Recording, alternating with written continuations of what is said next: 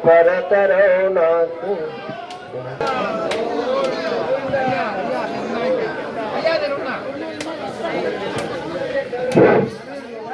ओम नमो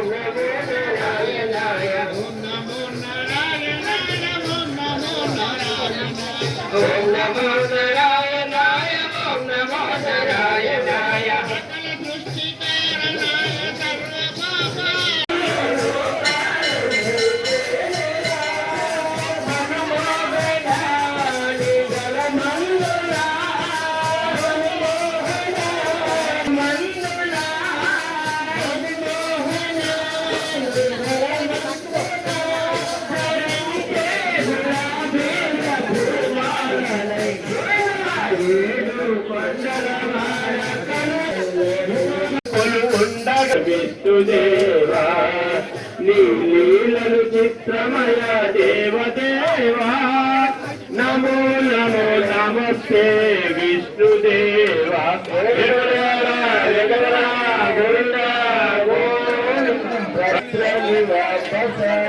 శనై శనై రూపామేషు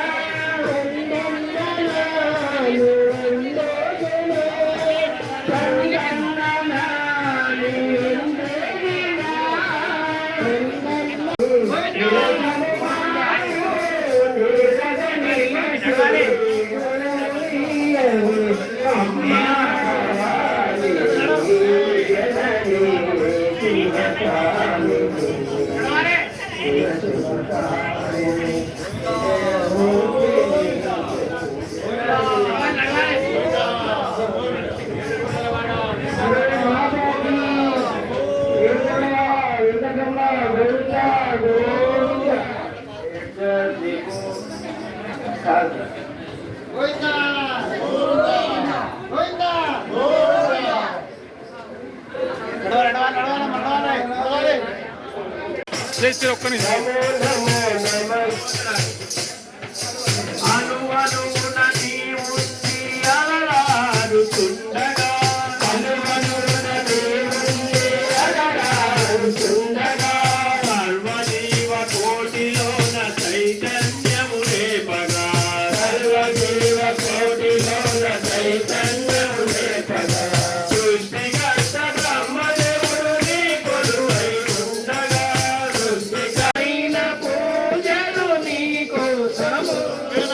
పార్వతి నందన లంబోదర పావన రూప విఘ్నేశ్వర పార్వతి నందన లంబోదర పావన రూప విఘ్నేశ్వర గణనాథ ఓ గరిపుత్ర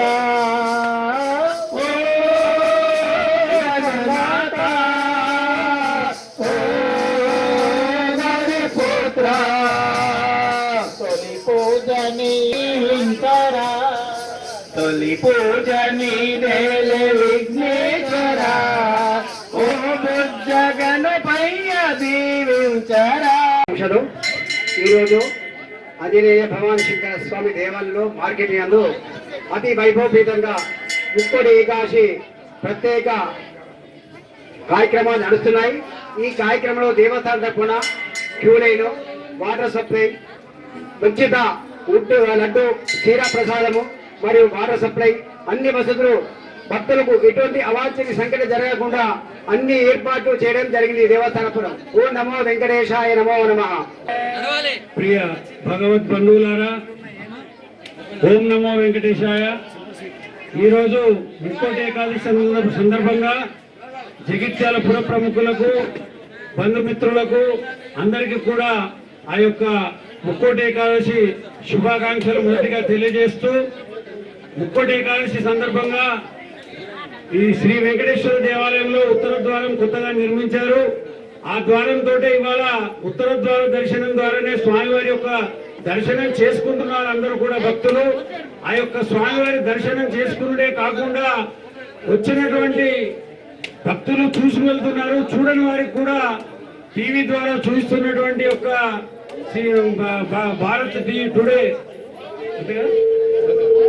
టుడే వారికి కూడా ఆ యొక్క వెంకటేశ్వర స్వామి ఆయురారోగ్య ఐశ్వర్యాలు ఇచ్చి సుఖ సంతోషాలు ఇవ్వాలని చెప్పి కోరుకుంటూ, శ్రీ వెంకటేశ్వర స్వామి యొక్క కృపాకటాక్షాలు ముక్కోటి ఏకాదశి ముక్కోటి దేవతల యొక్క ఇవాళ స్వామివారి దర్శనం చేసుకుంటే ముక్కోటి దేవతల దర్శనం చేసుకున్నంత పుణ్యం జరుగుతుందని చెప్పి ఆ యొక్క ప్రణతి ఉంది. కాబట్టి మీరంతా కూడా ఆ యొక్క స్వామివారి దర్శనం చేసుకుంటున్నారు. నినా వెంకటేశం నాతో నాథ సదా వెంకటేశం స్మరామి స్మరామి హరే వెంకటేశ ప్రసీద ప్రసీద ప్రియం వెంకటేశ ప్రయచ్చ ప్రయచ్చ. కలియుగంలో కళ్యాణాద్భుత గాత్రాయ కామితార్థ ప్రదాయనే శ్రీమద్ వెంకటనాథాయ శ్రీనివాసాయ తే నమః. ఆ వెంకటేశ్వర స్వామి అందరికి కూడా ఆయురారోగ్య ఐశ్వర్యాలు ఇచ్చి సుఖ సంతోషాలు ఇవ్వాలని చెప్పి మరి ఒక్కసారి అందరికి కూడా ముక్కోటి ఏకాదశి శుభాకాంక్షలు తెలియజేస్తూ ఓం నమో వెంకటేశాయ.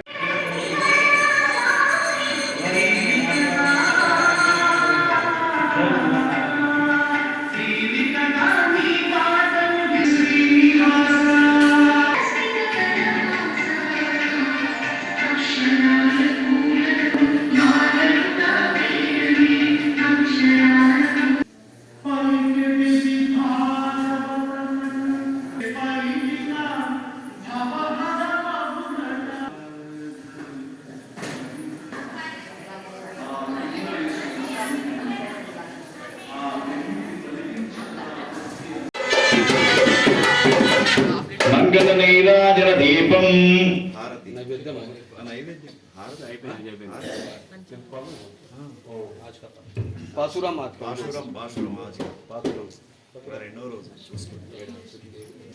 కేశు కేశు ఎండ్రంగు అనంచాతం కలందు వేసన వేచరవన్ ఏతిలయో వేపెండే కాయర్ మర్తినాల్ ఓసై పడుత్త తైరం కేట్లియో నాయక பிம்பில்லாய் நாராயணன் மூர்த்தி கேசவனை பாடவும் நீ கேட்டு கிடத்தியோ தேச முடையாய்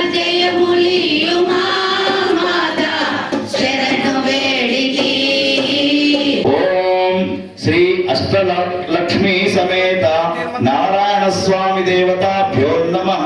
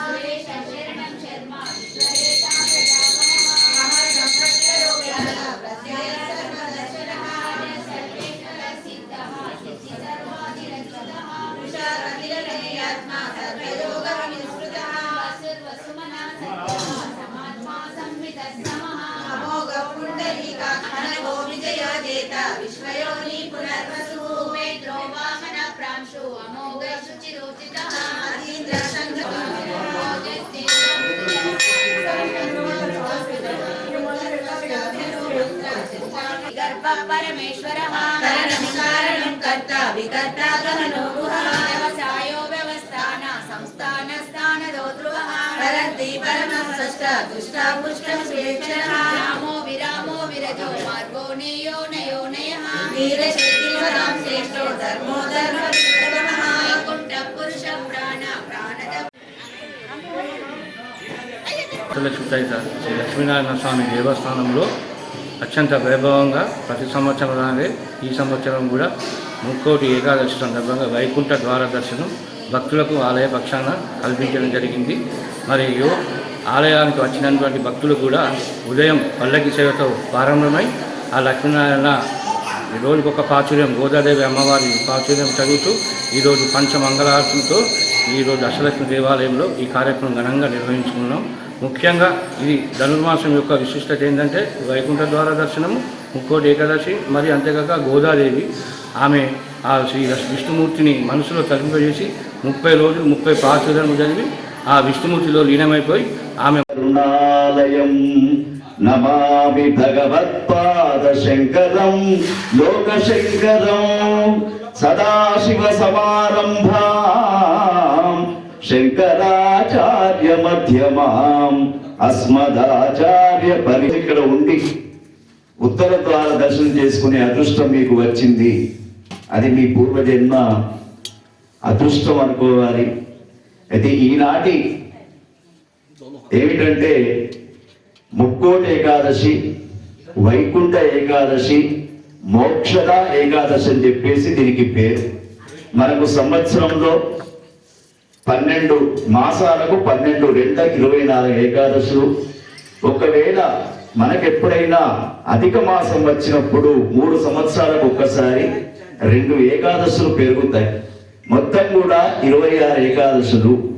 అయితే ఈ ఏకాదశి అనే పేరు ఎందుకు వచ్చింది అంటే పూర్వకాలంలో మురాసురుడు అనే ఒక రాక్షసుని సంహారం చేయడానికి విష్ణుమూర్తి కొన్ని సంవత్సరాలు యుద్ధం చేస్తూ కొద్దిగా ఒక గుహలో నిద్రించసాగాడు. నిద్రించేటప్పుడు అతడి చెవు నుండి ఒక దేవత వచ్చింది. ఆ మురాసురుడు అనే రాక్షసుని సంహరించింది ఆ యొక్క దేవత. సంహరించిన తర్వాత విష్ణుమూర్తి మేలుకొని చూశాడు దేవత వైపు. చూడగానే ఎవరమ్మా నీవంటే, ఈ రాక్షస సంహారం చేసింది నేనే స్వామి, నీ అంశ ప్రకారంగా పుట్టుకున్నా, మరి నా పేరు మీరే పెట్టండి అంటే ఇవాళ తిథుల రోజు కాబట్టి నీ పేరు ఏకాదశి అనే పేరు పెట్టడం జరిగింది ఆ యొక్క మాతకు. ఆ ఏకాదశి అంటే సాక్షాత్తు విష్ణు స్వరూపమే ఏకాదశి కాబట్టి మరి అన్ని ఏకాదశి ఉన్నాయి, ఈ ఏకాదశికి ఇంతెందుకు అంటే చాతుర్మాస్య దీక్ష తీసుకున్నటువంటి స్వామి ఉత్తాన ఏకాదశి రోజున నిలబడి మనందరికి కూడా అభయాస్తం ఇస్తూ ఈ రోజు వచ్చి సాక్షాత్తు మరి ఎంతో మంది అసురులను సంహరించిన తర్వాత అసురుల కోరిక పైన మధుకైటములనే రాక్షస సంహారం చేసిన తర్వాత వారు ఒక కోరికను కోరుకున్నారు. స్వామి, మీరు మమ్మల్ని సంహారం చేశారు కానీ మాకు గుర్తుగా మరి ఈ రోజు మీరు ఉత్తర ద్వారం గుండా మాకు దర్శనం ఇవ్వండి అని కోరుకోగానే తథాస్తు అన్నాడు స్వామి. అందుకే ఉత్తర ద్వార దర్శనం ఎవరైతే చేసుకుంటారో ప్రతి సంవత్సరం ప్రతిరోజు ఉత్తర ద్వారం ఉండదు. మరి ఇంత తిరుమల క్షేత్రంలో కూడా ఉత్తర ద్వారం లేదు, మీరు గమనించండి.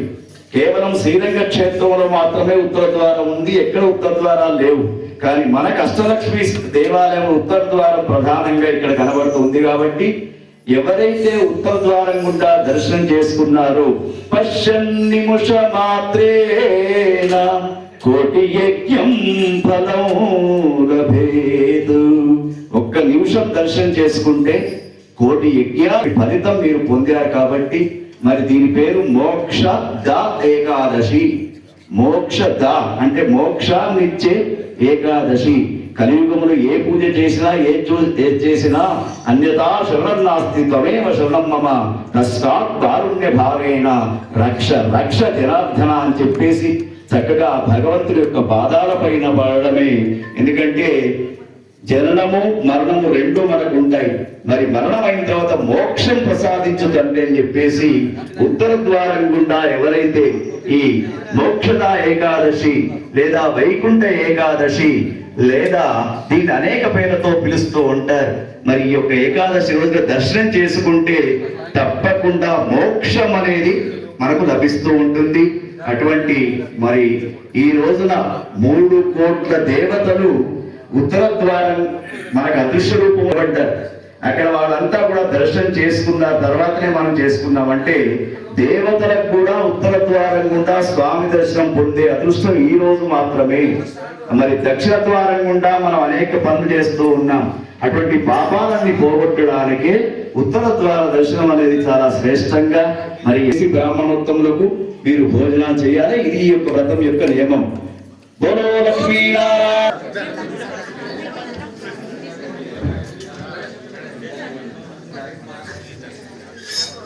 అయ్యా తీర్థం